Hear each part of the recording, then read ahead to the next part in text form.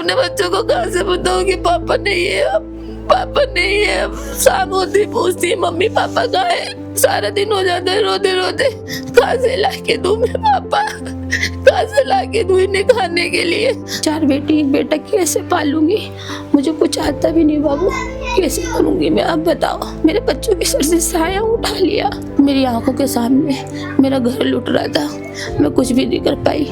जिस दिन बेटी का बर्थडे उस दिन डेड बॉडी घर पे आई है। मेरे बच्चों से पूछा क्या दिल पे बीती होगी। एक ने पीछे हाथ बांधे, एक ने बाल पकड़े, मेरे बेटे को इतना मारा कि उसे चक्कर आ गए। कह रहे मम्मी उसके आगे कुछ नहीं पता चल रहा था मुझे किस किस चीज से मारा उन्होंने। 17 फरवरी को दिल्ली के नॉर्थ ईस्ट में एक ऐसा हादसा होता है जिसने इलाके के सभी लोगों को सदमे में डाल दिया है। दरअसल 17 फरवरी के शाम को उमरदीन के बेटे तहजीम ट्यूशन पढ़ने जाते हैं। जब वहां से वो रिटर्न होते हैं, वापस आते हैं, तो रास्ते में कुछ लोग उन्हें घेर लेते हैं और घेर कर उन्हें इतनी बेरहमी से मारते हैं, इतनी बेरहमी से मारते हैं कि पूरे कपड़े फट जाते हैं। जब वो अपने पापा को कॉल करता है, तहजीम पापा को कॉल करता है, तो यहाँ से उमरदीन और इनकी वाइफ उस घटनास्थल के लिए जाते हैं। तो उसके बाद ये होता है कि वो जो आरोपी थे सरदार सुनील बंदूक लेकर आते हैं और उमरदीन को गोली मार देते हैं। हमारे साथ उमरदीन की वाइफ इस वक्त मौजूद हैं।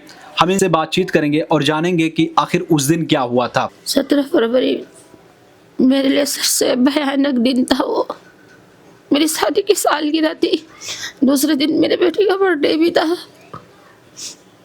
मेरा इतना कसूर था, मैंने अपने बेटे को ट्यूशन भेजा था, पेपर दे के आया था 10वीं का। आके बस मुन्ने खाना चाय पिए, बाकी मम्मी मैं ट्यूशन जा रहा हूँ, 4 बजने वाले हैं। मैंने कहा ठीक है बेटा। अपने पापा के हाथों से चाय पी के गया घर से। वहाँ से आते टाइम ट्यूशन पे पहले वहाँ लड़ाई हो रही होगी, तो वहाँ से जब ट्यूशन से आते वक्त वहाँ कुछ लोगों ने कहा कि इसी 3 काय से पकड़ो, और मेरे बच्चों को बहुत मारा। मतलब इतना मारा आप यकीन नहीं करोगे, उसके बदन पे ना खाली पैंट छोड़ी थी उन लोगों ने। जो ये लोग कड़े नहीं पहनते, कड़े, गाड़ी की चाबी, एक ने पीछे हाथ बांधे, एक ने बाल पकड़े, मेरे बेटे को इतना मारा कि उसे चक्कर आ गए। कह रहे मम्मी उसके आगे कुछ नहीं पता चल रहा था मुझे किस किस चीज़ से मारा उन्होंने। जैसे तैसे इसने वहाँ से जान बचाई, मुझे कॉल करी घर पे। मैं अब इसके पापा को चाय ही बना के दी थी, खाने ही बैठे थे कि पापा जल्दी आओ, मुझे यहाँ पर ना बहुत मार रहे हैं। मैं और मेरे हस्बैंड सब छोड़ छाड़ के भागे वहाँ, तो देखा बहुत भीड़ लग रही है वहाँ पर। तो वो भीड़ ना इधर उधर भागने लगी। तो इसके पापा ने जब अपने बेटे की हालत देखी ना, उन्होंने बेल्ट निकाली अपनी बचाव के लिए भीड़ देख के। तो सर 1-2 बेल्ट मेरे शौहर ने उसके मारी, और ऊपर फिर वो भाग के उन्होंने उधर से पहले पथराव करा था, जो बातें पथराव करा उन्होंने। उसके बाद मेरे शौहर ने ना 1-2 बेल्ट मारी अपना बचाव के लिए। तो सर वो भाग के गया, हम उसके गली तक गए थे, बात ही तो करने गए थे। बात करता सर, बात तो करता।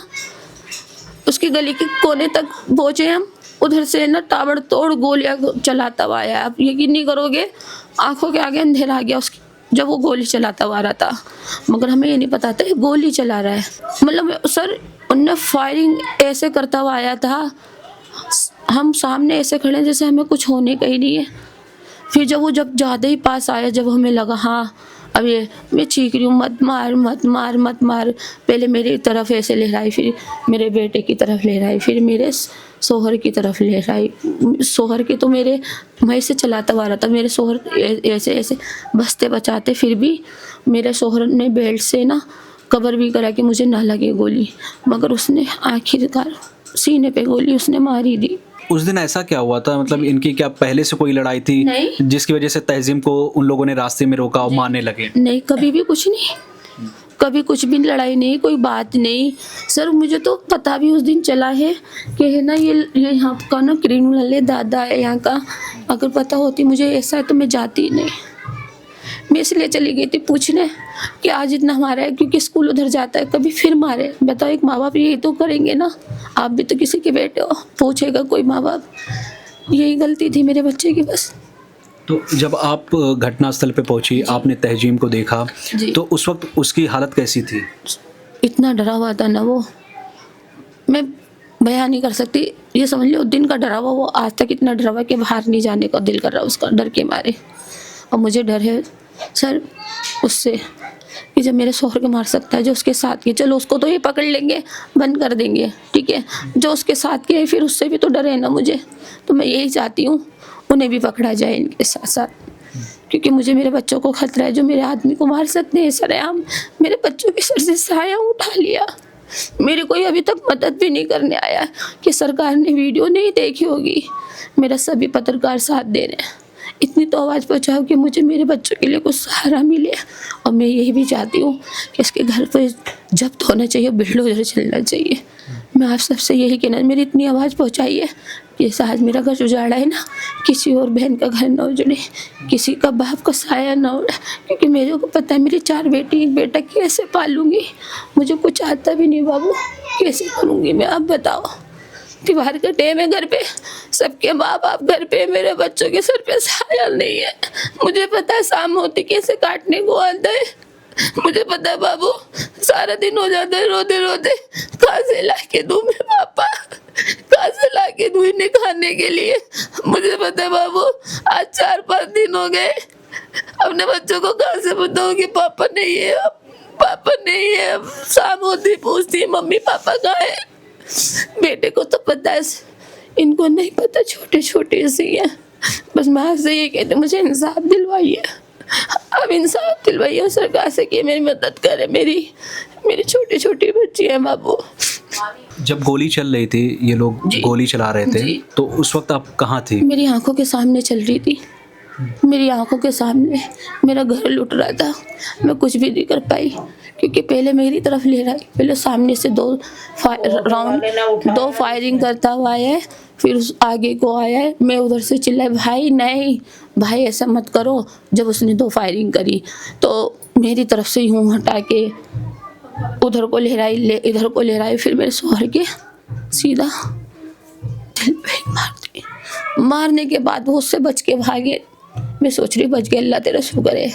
जैसे वो अंधाधुंध गोलियां चला रहा था, मगर थोड़ी दूर जाके गिरे ना, मेरी दुनिया लुट गई। मुझे लगता आप गए। जब पास जाके देखा, मुझसे चला नहीं गया, चक्कर आ गए थे। उस पास जाके देखा तो उनकी नाक से खून, मुंह से खून, जहाँ यहाँ दिल में मारी थी सीने में, वहाँ से खून। फिर तो मेरी दुनिया लूट गई बाबू।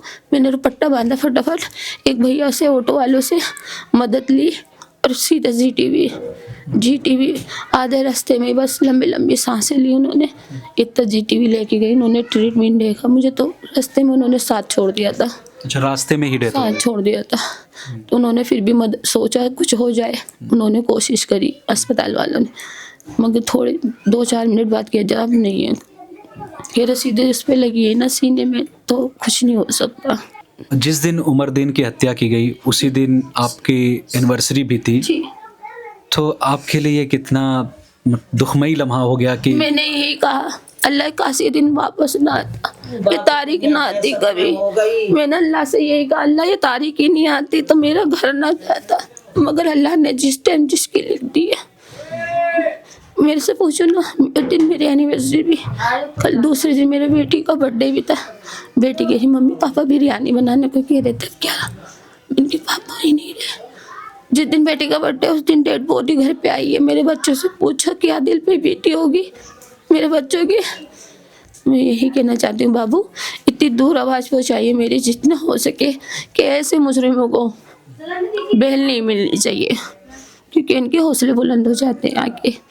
मानते हो ना आप इस बात को? तो घर में कमाने वाले कौन है? और कोई भी नहीं है, सिर्फ वही थे जी। बेटा पढ़ रहा है और अभी तक किसी ने एक पैसे की भी मेरी मदद नहीं की है। अब सोचो मैं कैसे करूं? कोई 1 दिन खाना दे देगा मुझे, 2 दिन खाना दे देगा, रोज तो नहीं देगा। अब बाबू मैं भी कुछ काम करूं तो कैसे करूं? छोटी छोटी बेटे किसके ऊपर छोड़ के जाऊं? मम्मी देखो तुम्हारे सामने बैठी है, इस लायक नहीं है। कितने बच्चे हैं आप? मेरी 4 बेटी हैं, 1 बेटा है। बस आपसे यही कहती हूँ सरकार से गुजारिश करिए कि मुझे मदद कीजिए। 4 बेटियां हैं, 1 बेटा है जी। और कमाने वाले सिर्फ आपके पति थे जी, उमरदीन जी, जिनकी डेथ हो गई। वही तो मेरा सहारा। अब आपके लिए कितना ये तकलीफ दे लम्हा हो गया है जब कि रात होती है ना, मुझे ही पता है मेरा दिन कैसे गुजरता है और मेरी रात कैसे गुजरती है। मुझे पता है मेरा भी हस्बैंड की उम्र ही क्या थी, कुछ उम्र नहीं थी। मेरी दुनिया उजाड़ दी। जब शाम होती है ना, मेरे बच्चे पूछते मम्मी पापा कहाँ हैं। जब सुबह होती है तो पूछते मम्मी पापा कहाँ हैं। सुबह को कह देती हूँ शाम को आएंगे, शाम को कहती हूँ सुबह को आएंगे। ये उनको देती हूँ तो शांत हो जाते हैं थोड़ा सा, मगर कब तक बताऊंगी उन्हें, बताइए। अभी तक किसी की गिरफ्तारी हुई है? अभी तक तो सर कुछ नहीं, उन्होंने ये आश्वासन दिया है मुझे कि जैसे ही गिरफ्तारी होगी हम बताएंगे आपको। अभी तक नहीं हुई किसी की भी। आपकी क्या मांग है? मेरी यही मांग है, जिसने गोली मारी है उसको सजाए मौत होनी चाहिए, और जिसने जो इनके साथ थे ना, उसके भाई जो वो लड़के थे जिन्होंने मेरे बेटे को मारा था, उनको भी सजा होनी चाहिए, क्योंकि मुझे खतरा है अपने बच्चे का और अपना भी। मैं यही कहना चाहती हूँ, क्योंकि उसे तो बंद कर देंगे जिनने मारा है, मगर उसके साथ के जो है मुझे उनसे फिर डर है। मैं आपसे यही कहना चाहती हूँ बाबू, मेरी आवाज़ पहुँचाना आप, कि उसके साथ वाले जो है ना उनको भी सज़ा मिलनी चाहिए। मेरा ये कहना है आपसे बस। अब तो मेरा कोई सहारा भी नहीं है, बेटा है वो 16 साल का, वो भी कुछ काम नहीं कर सकता कानून के हिसाब से, समझ सकते हो आप। तो उसे भी कहीं नहीं भेज सकते, और अब तो मैं वैसे भी कहीं नहीं भेज सकती उसको, मुझे डर है उन लोगों से। तहजीम की हालत अभी बताइए कि उसकी हालत कैसी है? उसकी हालत ऐसी है, ना तो सुबह पेपर करने जा रहा था डर के मारे, ना उससे ढंग से बात होती है, इतना डरा हुआ है। आपने देखो इतना दहशत है कि बोलता कुछ है निकल कुछ रहा है। बाप खोया है उसने अपनी आंखों के सामने, बाप खोया है उसने। तो बताओ क्या बीतती होगी उसके दिल पे, जो बेफिक्र था। बाप के राज में तो बच्चे राजा होते हैं ना, राजा ही चला गया तो मेरे बच्चे तो बेकार हो गए ना।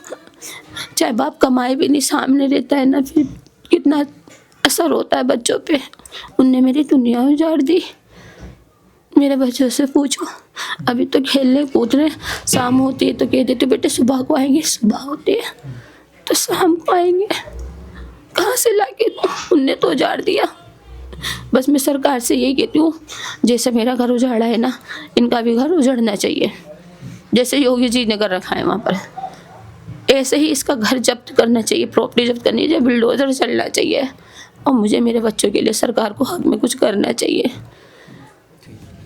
ये हमारे साथ उमरदीन की वाइफ थी जो हमसे बातचीत कर रही थी। आप ये सोचिए कि 4 बेटियां, 1 बेटे, जिन पर एक बाप का साया था, अब वो इस दुनिया में नहीं रहा। ये कितना तकलीफ़ दे की बात है। और हैरानी की बात यह है कि आज इस घटना को हुए 3 दिन से ज़्यादा हो गया है, लेकिन अभी तक गिरफ्तारी नहीं हुई।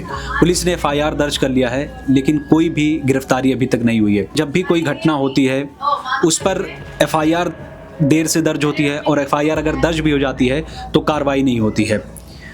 जब इस तरह के एक्शन लिए जाएंगे, इतना ढीला एक्शन रहेगा कि मतलब कार्रवाई, कोई हत्या कर दे रहा है, कोई कुछ भी कर दे रहा है और उस पर कोई एक्शन नहीं होता है, तो इससे क्या होता है, इस तरह के जो लोग होते हैं उनका मनोबल बढ़ता है। अगर हमें यकीनन इस तरह की घटनाएं रोकनी है, अगर हम ये चाहते हैं कि इस तरह की घटनाएं आगे ना हो, आगे किसी बच्चे के ऊपर से उसके माँ का या बाप का साया ना छूटे, तो पुलिस को एक सख्त रवैया अपनाना पड़ेगा। ऐसे जो क्रिमिनल्स बाहर घूम रहे हैं उन्हें जेल के सलाखों के पीछे भेजना पड़ेगा, तभी हम देश में शांति कायम कर सकते हैं। मैं ताबिश खान, फौज मीडिया से कैमरा पर्सन आकिब के साथ।